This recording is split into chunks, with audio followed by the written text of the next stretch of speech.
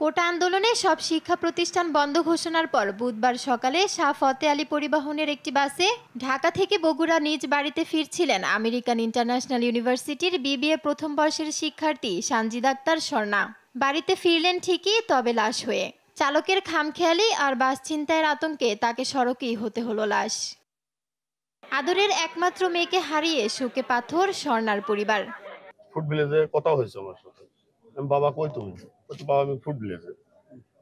কথার পর কথা তাহলে ভালোভাবে আসো। এই পর্যন্ত হওয়ার পর আর মোবাইলে রিং নেই। ঢাকা থেকে আসছিল, বাসায় আসছিল, এই বাসায় আসার সময় মির্জাপুরে নাকি এই ঘটনা হয়েছে, আমরা একটু তথ্য পাইছি।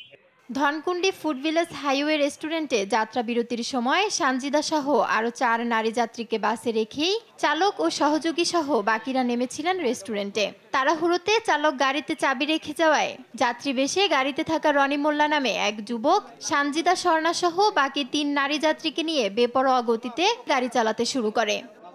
যাত্রা বিরতি দেওয়ার পরে আমার বাথরুমে চাপ দিছে অনেক জোরে।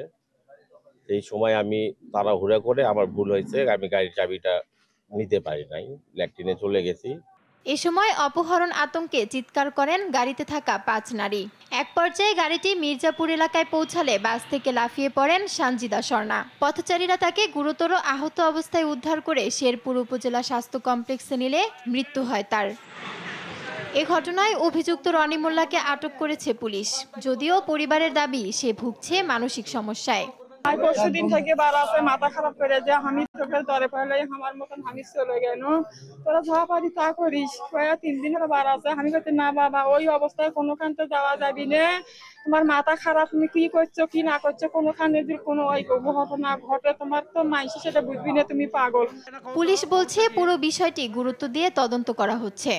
যাত্রীবেশী যে ড্রাইভার তাকে আমরা আটক করেছি শাহজাহানপুর থানা শহর থেকে। গাড়িটি এখন আমাদের পুলিশ হেফাজতে আছে এবং আরক্ষিত ড্রাইভারও পুলিশ হেফাজতে আছে এবং এই বিষয়ে আমরা তদন্ত সাপেক্ষে আইনগত ব্যবস্থা নেওয়া হবে। এই ঘটনায় গাফিলতিকারী সহ জড়িতদের বিরুদ্ধে দৃষ্টান্তমূলক শাস্তির দাবি করেছেন নিহতের স্বজন ও এলাকাবাসী। নিউজ ডেস্ক, দেশ টিভি।